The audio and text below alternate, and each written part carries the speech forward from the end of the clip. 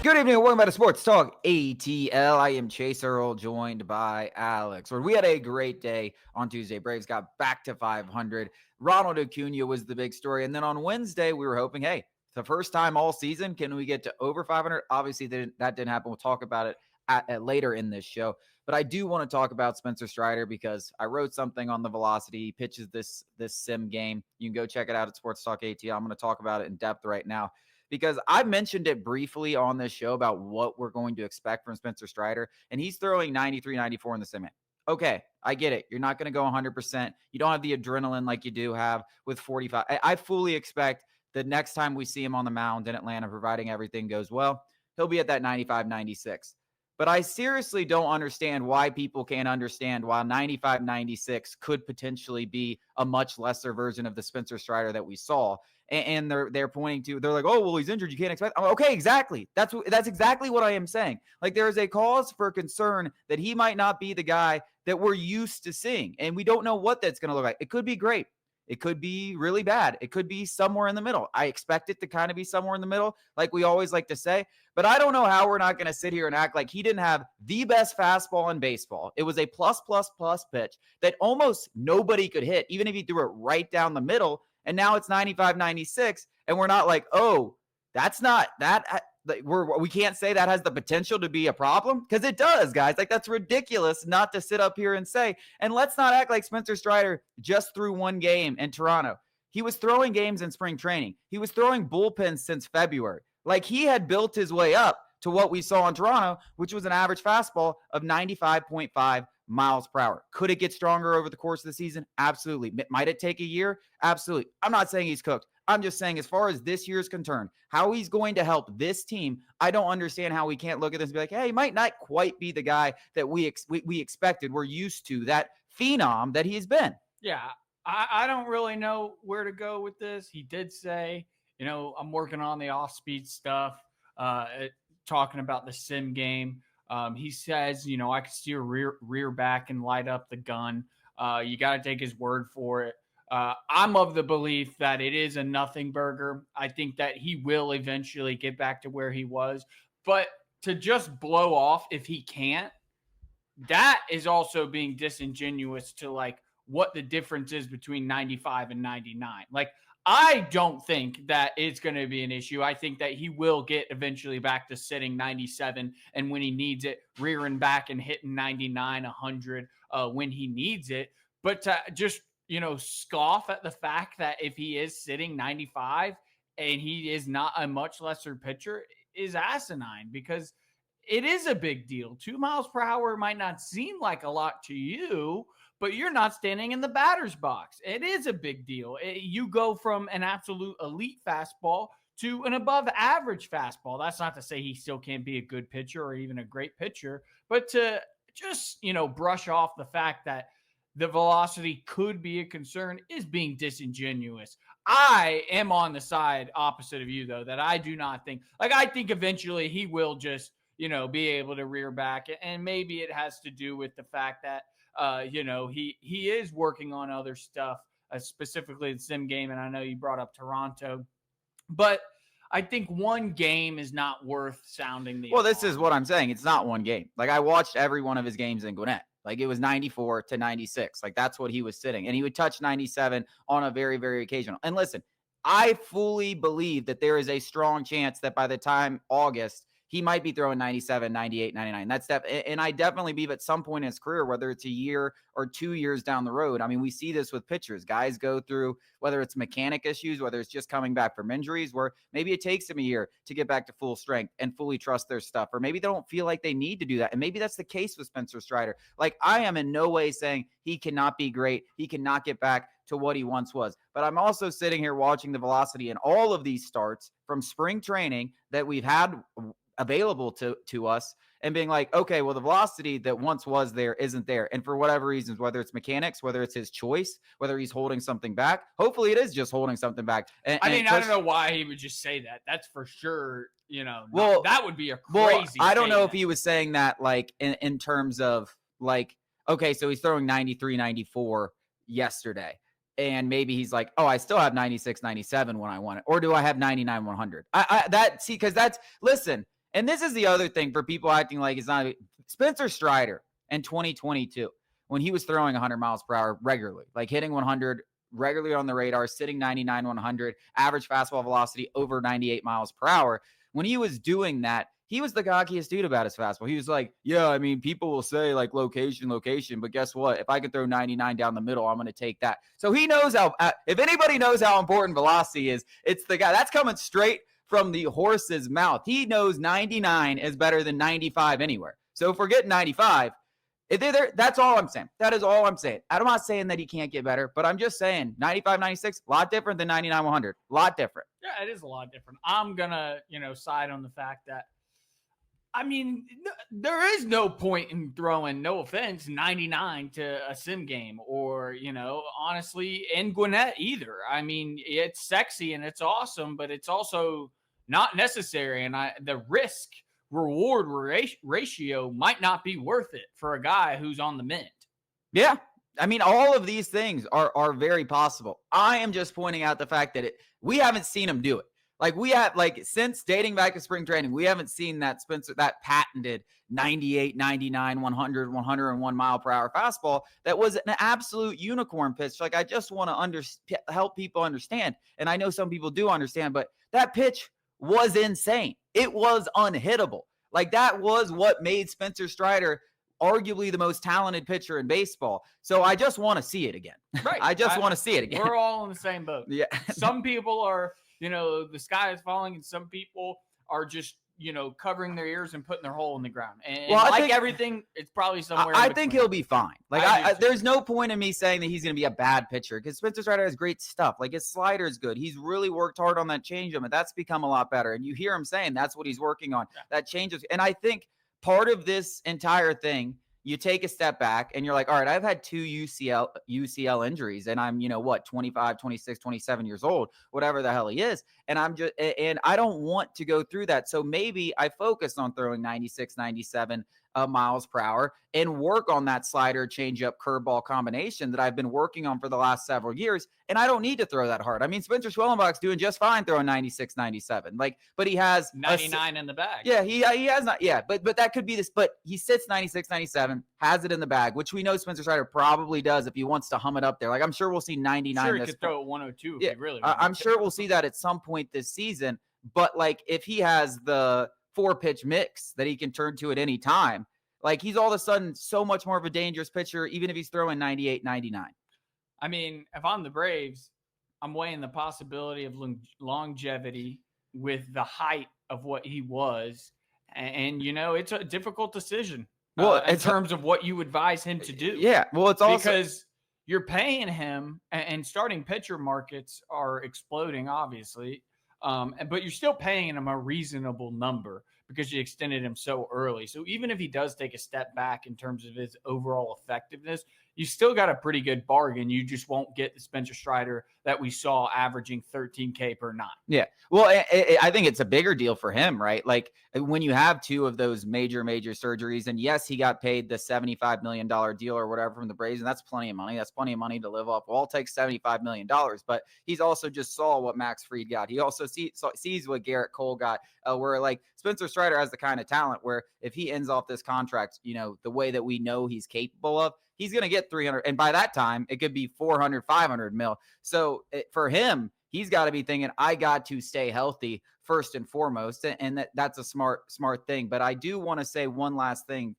As far as him, where he's going to pitch next, it's got to be Gwinnett to me. Because of the fact that the rest of the rotation's pitching well. Like, why rush this thing? Like, go out there, give him a start in Gwinnett and let him do it. He only threw 65 pitches, I believe, yesterday. Let him throw 85, 90 in Gwinnett and get a little bit more work. Why shove Bryce Elder out of the rotation? Because I don't even think you need to do that if you want Strider back. I mean, just get rid of De Los Santos or any other and then what? Put Grant Holmes back there, or go the 6-man rotation and pull from the rotation you need it. I heard on the radio. I was in the car. Very rare that you find me in the car, but Brian Snicker was doing an interview this morning and said no 6-man rotation because by the time they get done with this over the 17-day thing, which is coming to the end, I believe this weekend against the Red Sox, that seemed like it was in play. but they're going to have a lot of off days coming up. And he was just like, doesn't really make a lot of sense. So they're going to send someone down and roll with the 5-man rotation. And if you're going to do that, why not? Bryce Elder was great last night. I mean, 6 innings, 1 run. I'm going to start writing more hate pieces against guys because I've been on the Bryce Elder train, sticking up for this man when nobody else was there. And you know what? I'm swimming off the island. You were also doing like a bit. Like you like halfway believed it. You didn't you weren't like this guy. Well, I was like, he could be a major league pitcher still. I didn't think he was going to be an all-star. I mean, I think nobody believes you're that. going to start coming around and he's going to go out there and no, I'm not coming. No, okay. Once I'm off the island, I'm off for good. There's no swimming back. Okay. The lifeboats have been. I took my lifeboat. Okay. I can't swim. So I can't get back on the island. I am off the Bryce Elder island, but I am happy to see. And frankly, he deserves another start. And I think Strider should be in Gwinnett for one start. I think that makes the most sense, but we'll see what happens. Falcons schedule release. We're going to talk about it coming up after the break.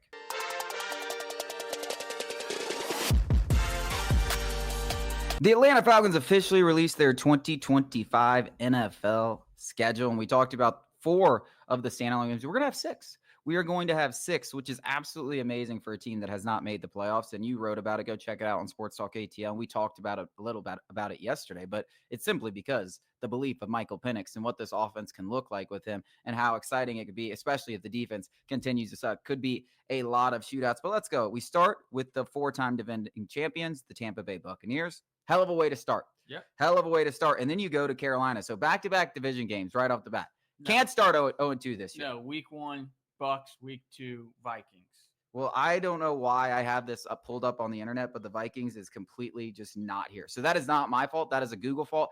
And you're right. Google's but you're falling off, by the way. I don't know what happened to Google, but Google stock. I don't know what's going on. Tighten up, there. bud. Stop using the AI because you're completely missing stuff, guys. Yeah. But yes, you're totally right. They do have the Vikings. That is a primetime matchup. And look, we talked a little bit about if Kirk Cousins is still on this roster. I mean, tell me that wasn't on purpose. Yeah. Tell me that wasn't on purpose. Kirk Cousins, they're like, oh, they're not going to trade Kirk Cousins. All right, let's make that a Sunday night football game, and you're going to get the Vikings. I mean, week 1, we swept them last year, still somehow didn't make it out of the NFC South. I mean, kicking it off with the Bucs is unbelievable.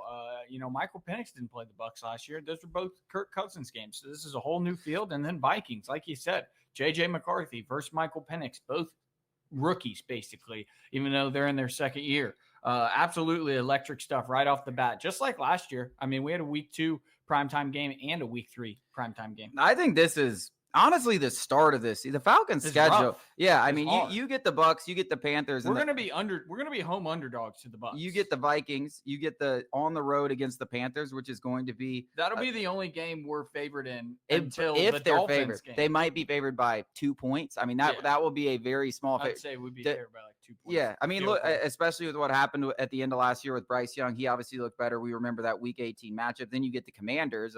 Obviously, we saw what happened in that game. That game could be amazing with Jaden Daniels coming in town. That's a must-see for us LSU Tigers. Jaden Daniels coming on.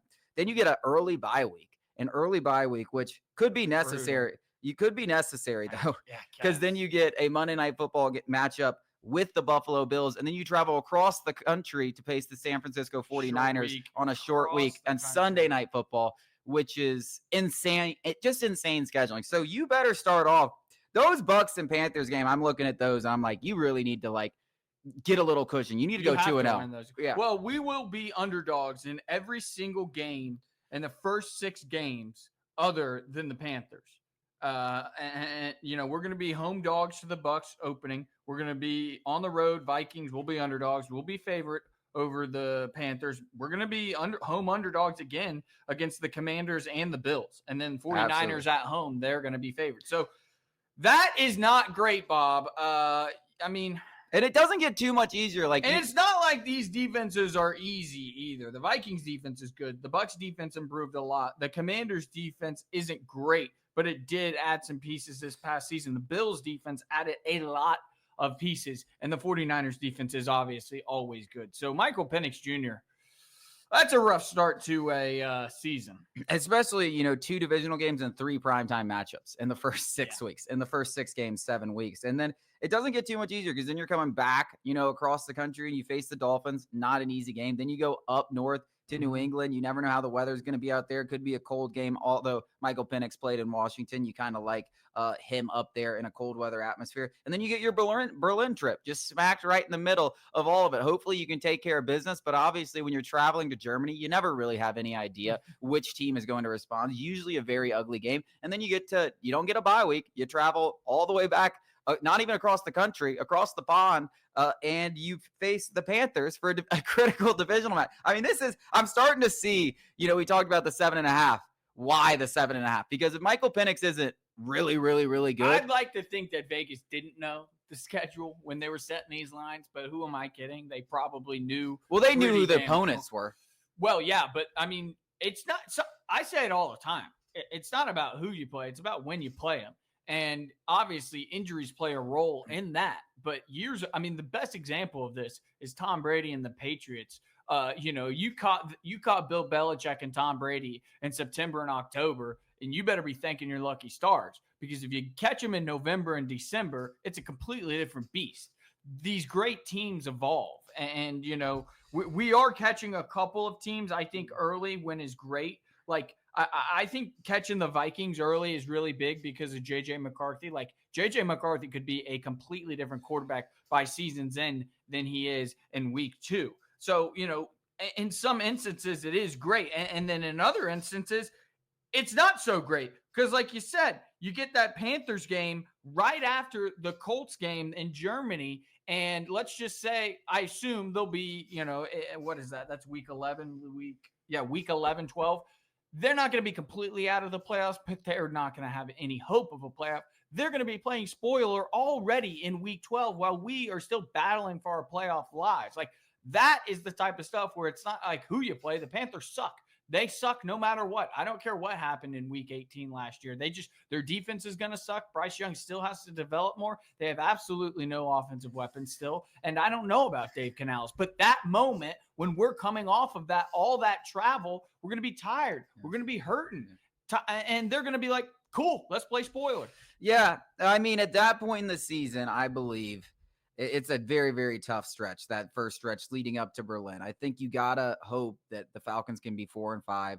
At best, a very good would be 5-4. And then you got to, I know it's coming off the Berlin matchup. I'm not chalking up any of these as wins, especially divisional matches, but you got to win at home against the Panthers. You got to win at home on the road against the Saints, and you got to win on the road against the Jets. Like, those 3 games, like if you have a 4-5 record and you can reel off 3 very winnable games, all of a sudden you're 7-5, you're feeling good. And if you're somehow 5-4 and you come into that stretch, you're feeling really good about your chances to finally break that postseason drought. And I actually think in that same breath, playing the Panthers this late in the season for the second time isn't great. Playing the Saints this late in the season for the first time, I think is good. While the season finale, which we'll get to, is not great playing the Saints, this late in the season first matchup, the Saints are already going to be dead. They will have no life, no matter what. That home game, while it's still going to be New Orleans, they're still going to want to kick our butts. It's still this rivalry. They will have less juice because they will have already be beaten down for 12 weeks. I'll tell you what, if there's a scenario where Michael Penix is playing really high level ball and that Saints matchup, the Falcons are, let's say they're 2 games up in the division like we saw last year around that same time, that Saints matchup is going to be filled with Falcons fans. Like that is the one matchup Falcons fans really travel well to New Orleans. If New Orleans, like we believe, is down and out of it, that could be like a mini home game there in the Superdome. And I expect to see Falcons fans, because there will be so much hype around Michael Penix if he can start winning games. I don't care necessarily about the stats and the numbers, but if he is leading this teams to win, people are going to fall in love with him in this city like they haven't fell in love with any quarterback dating back to Matt Ryan. But the stretch run is rough. I mean, we get right back into it. We have 2 primetime games in the last 4 weeks. We get the Seahawks at home. Obviously, thankfully, that's at home and we're not traveling across the country. I think that should be, honestly, you go from that 4-week stretch of Panthers, Saints, Jets, Seahawks. The NFL is hard, but like those quarterbacks are going to be so bad. If we do not win all 4 of those games, especially if we're into that stretch 4-5, whatever the record may be, you're falling off. You're not on the Darnold. You're not on the Darnold bandwagon anymore?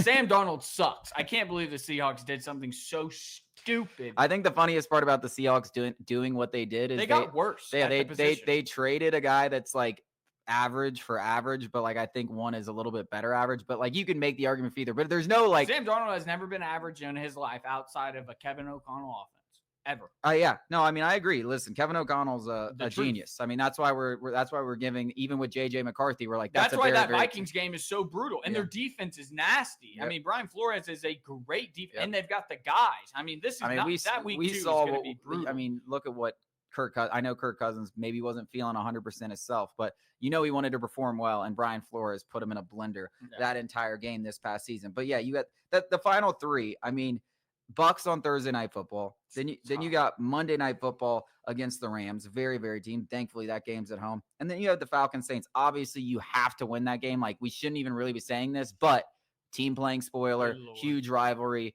You know how those games sometimes go at the end of the season. The Saints will probably somehow win the game, lose the first overall pick. Hopefully, we still make the playoffs and everyone wins. Yeah, I mean, that Bucks game Thursday night, 12 could be for the division. You do get that semi-break.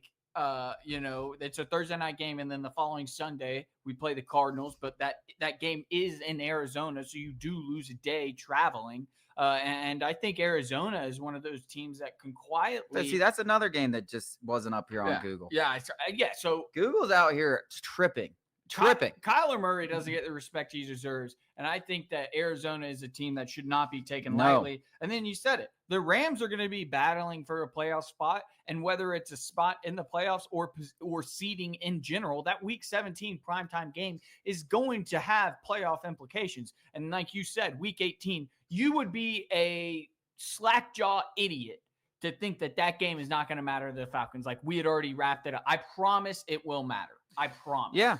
I mean, it's a tough stretch. This is not like, I know the schedule per se is easy. Let's go a little deeper into it. It's not. Let's go to the break, talk a little bit more about it after the break.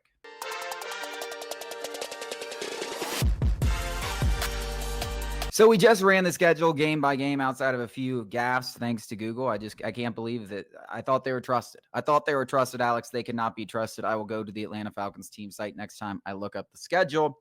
But we talked about the 7.5 yesterday. I was like, they've got to win 7.5. But then I see the schedule last night, and I'm like, I get it. Like, I get why.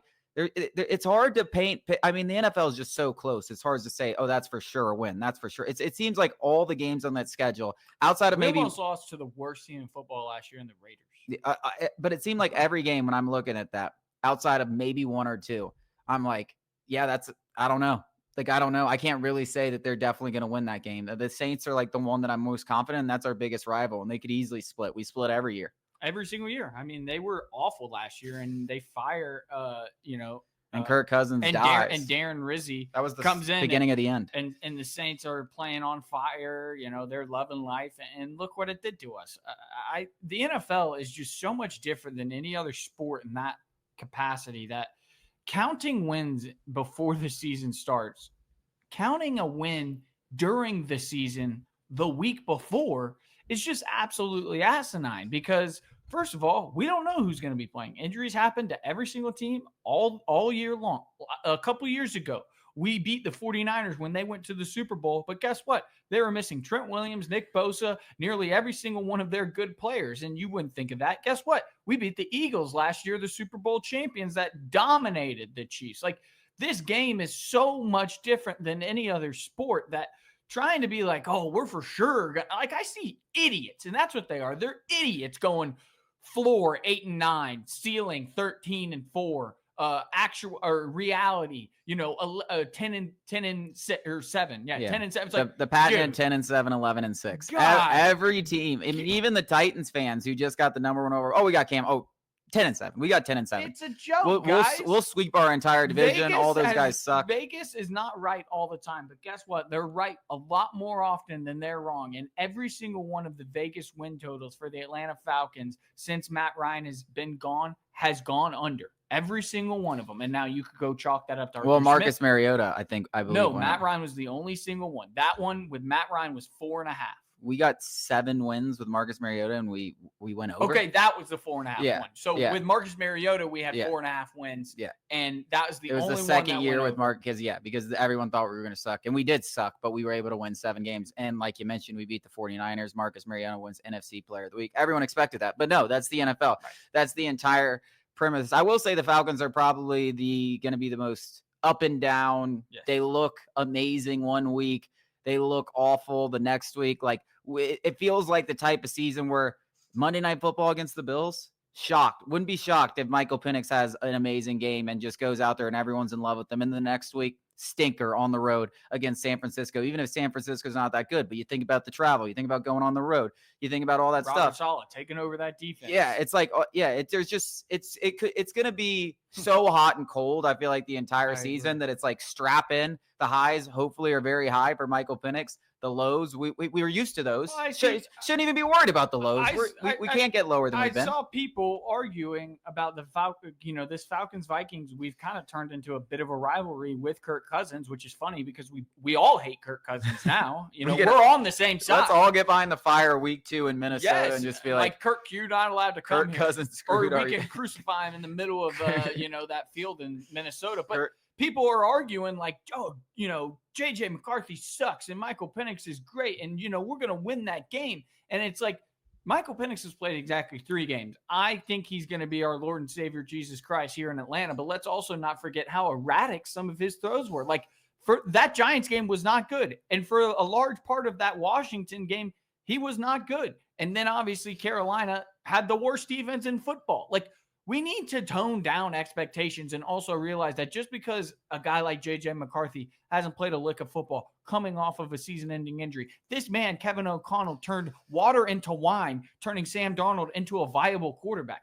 And that's just week 2. Yeah. We're talking about 18 weeks. And he's not the only guy that's done that. I mean, these Kevin O'Connells, these Sean McVays. I mean, Sean McVay's the guy who revived Baker Mayfield's career. And yes, these guys have talent, but they start with the coach. The coach plays such a big factor in this quarterback success. I mean, you listen to Tom Brady. What's the biggest thing to a quarterback success? Oh, the situation he finds himself in. You find yourself with Kevin O'Connell, you've got a great chance of being successful. It's funny. People hear Tom Brady say that and go, no.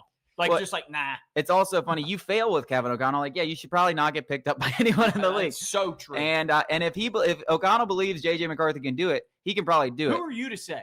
And by the way, I was very high on McCarthy. So if he does cook us, you can pat me on the back. Well, I don't think J.J. Put it this way. If J.J. McCarthy was in Atlanta, our win total would be less. And if Michael Penix was in Minnesota with Kevin O'Connell and that offensive line and Justin Jefferson, this would be a completely different scenario. It's not about Michael Penix and J.J. McCarthy as much as it is about the best wide receiver, arguably, in football with a top 5 supporting cast. The Falcons don't have chump change, but we are not better of an offense supporting cast. They'd be talking about the Vikings as Super Bowl contenders and contenders legit in the very hard NFC North. We got more to talk about coming up after the break.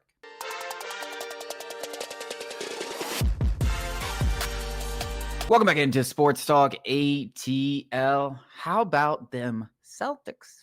How about them Celtics? I said, hey, don't count the Celtics out. I know Jason Tatum's dead, but I thought they had a good chance of winning Game 5. I think most people did, given, you have a 3-1 lead. It's human instinct to take maybe a little bit of the foot off the gas, and the Celtics were going to be playing free at home without a lot of pressure. Not surprising. Maybe a little surprising they didn't blow the lead, which they've done in 3 games. Here, right where we want them. I saw him up 20, and I was like, oh, well, that's not necessarily a guaranteed win. Right at home. Yeah, that's where you want to be. But now you look ahead to this Game 6, Alex, and to me, this is why I still thought the Celtics had a chance in this series, is because the amount of pressure that is on this New York team. And frankly, the Celtics have been in every game and winning every game. So it's not like they're like, oh no, we can't compete with these guys. They're going to blow us. They haven't blown them out one time. They haven't even gotten a double digit. Lead was 6. Yeah. They got to 10, late in the game 5 or 4. But realistically, Boston's controlled the series, whether Jason Tatum's on the floor or whether he's not on the floor. And there's a very good chance that they're going to have a lead late in this game. And while the Knicks have dominated in that area, this is a different level of pressure. You had a 3-1 lead and you're at home in front of these fans. You got Timothy Chalamet and Kylie Jenner and Kendall Jenner. Come on, guys, don't blow this. And you're just like, oh, crap, I can't do this. I can't do this. Now, if there is one caveat to that, Jalen Brunson's been the man. He has been the man. Can he be the man in the biggest moment? I'll tell you what, build the statue if he is. I tell you what, a lot of people in New York are going to be ready having that Jay Williams take. So low. It is for the Knicks. Well, it's not that. It's about the same level for the Hawks. But no, yeah, I 100%. I mean, I was ready to build the Trae Young statue. We're getting to the Eastern Conference. I still am, and we get knocked out of the play, and I'm just like, well, he's at least fun to watch. But have a little bit more. You're the New York freaking Knicks, and while you haven't had a ton of success in recent memory, you are one of the most storied franchises in this league. It's Celtics, Lakers, and maybe a little ways down, but you're right there. The Hawks aren't even on you could tell the NBA story without the Atlanta Hawks. So not the St. Louis Hawks, though. It's true. Bob Pettit. It's a little different. I don't know, dude. I don't know if you watched the end of the Celtics game. It did get out of hand, and it didn't even look like the Knicks were going to make a run because the Celtics were actually running an offense. Like it wasn't just sit in a corner, Derek White and Luke Cornett, man, and wait for Jason Tatum to either throw up the most ridiculous jump shot I've ever seen or pass it to a corner. Like that's all the 2-3 minute offense was for the Celtics before the Tatum injury. It looked like they were actually playing basketball. Well, yeah, and that's the kind of basketball you saw throughout the year. Now, there's not a lot of pressure. So sometimes when pressure takes over, you just say, you good, take ball, try to score for us. Like it's very it's sometimes instinctual in that manner in those big moments of those big games, especially when you start seeing a lead slide. It's like, all right, Tatum, save us here. Go get us a bucket, which is what superstars are supposed to do. Like the biggest reason you have a Jason Tatum or you need a Jalen Brunson is like when those runs where things start to get out of hand, it's like, we need a bucket, go get us a bucket. And Tatum in those moments, at least in this series, hasn't been able to do it. And now I think because they don't have it, I actually thought, like in the back of my mind, I'm like, it could potentially look a little better at the end of games. And they have enough talent with just these guys to get to the end of the game. And it's like, there's not a lot of pressure on them now because there is no Jason Tatum. They were down 3-1. Now they're playing backs against the wall, free basketball. And that's a scary team, especially when they can match you talent for talent, despite Jason Tatum being injured. Makes me sick that they can lose, a top 10 player in the league. And they're still, we can still go bar for bar with you guys. Like they can. And obviously, and they don't have Kristaps, who I don't know what's going on to him, but I'm kind of worried about his long-term health. Yeah, I don't know what's going on. There's rumors out there. I don't want to get into the rumor game, but if you know, you know. You know. I mean, it is absolutely diabolical what Twitter can cook up. Sometimes. Where do they get some of these things? Like one guy tweets it out, someone says it's funny, it gets retweeted by 10,000 people, and all of a sudden the entire world now thinks this man has a disease. Yeah, it's honestly sickening. It really is. But this guy can't breathe. If it is true, now all of Twitter is a doctor. Like, give him the MD. Good Lord. Give him the MD. We are now diagnosing. Celtics have a chance? Every single. I think they have a great chance. I think even if they get to Game 7, I think the Knicks could win either game, but I think the Celtics could win either game. Jalen Brunson. That's where I'm at with it. Either team could win either game. Jalen Brunson is still the best player in this series. Yeah, I love Jalen Brunson. Yeah. I kind of want them to win for his sake because he deserves it. But it would also be funny to watch the Knicks, who can't get Trae Young's name out of their mouth, cry. Lose. All right. I was just thinking about this last night, and when the Celtics were going on this run, I was just like, wow, they look way better. And it was this 3 minute, left in the game, had to close them out, which is unbelievable. You're up 20 with 3 minutes, and there's still some people like, ooh, I don't know. Don't let Jaden get Either way, this is going to be hilarious. And I think a little bit, we do not need to let the Celtics off the hook whatsoever, because you think about the Celtics losing Tatum and, you go, oh, well, they lost Tatum. Well, the fact of the matter is even when Tatum went down that game, they were still going to go down 3-1 in my opinion. Well, but if the Knicks blow it. Let's go to break, Roscoe. Thank you for that. We'll be back after the break.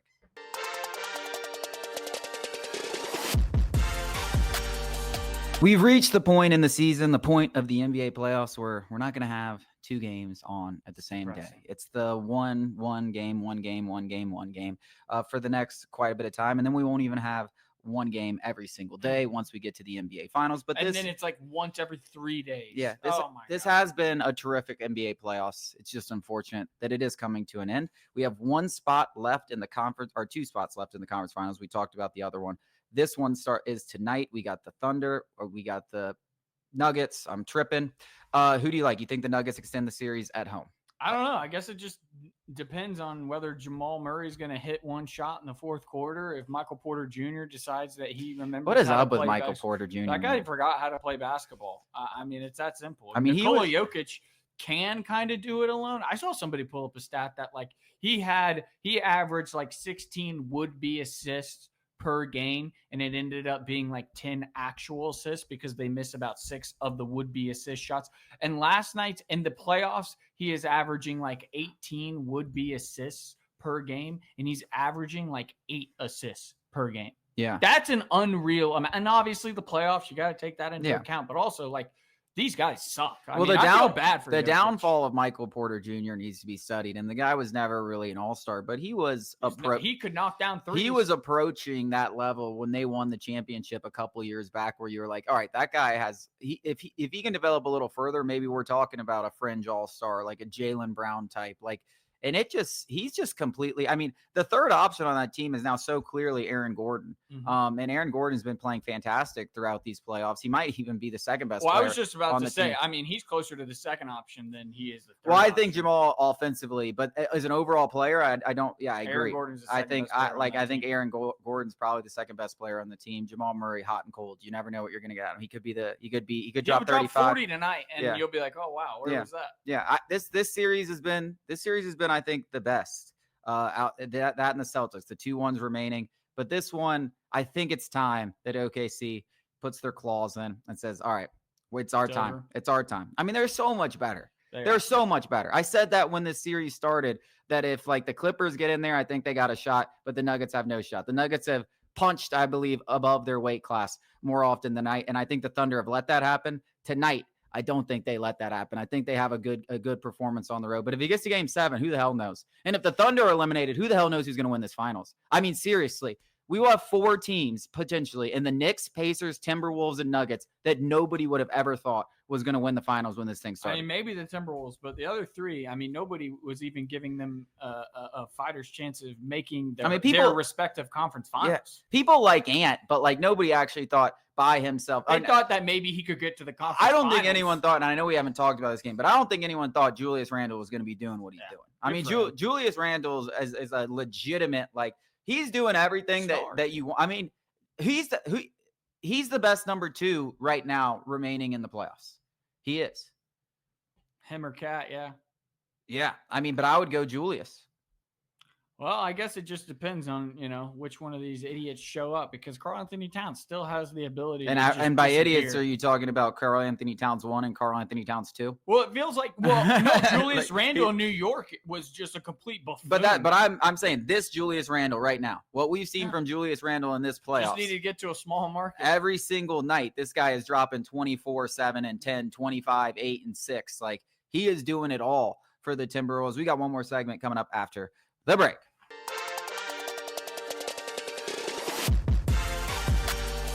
For the third time in this playoffs, we are going to do an NBA Finals champion prediction because it's been a wild playoffs. But you stuck with the Celtics. I had to pivot off the Clippers because they lost, but I pivoted to the Timberwolves. We're now in the Western Conference Finals. I'm sticking with the Timberwolves because, frankly, I don't know who the hell is going to be left in this thing. And the Timberwolves just might as well damn win it. So I'm going to stick with them.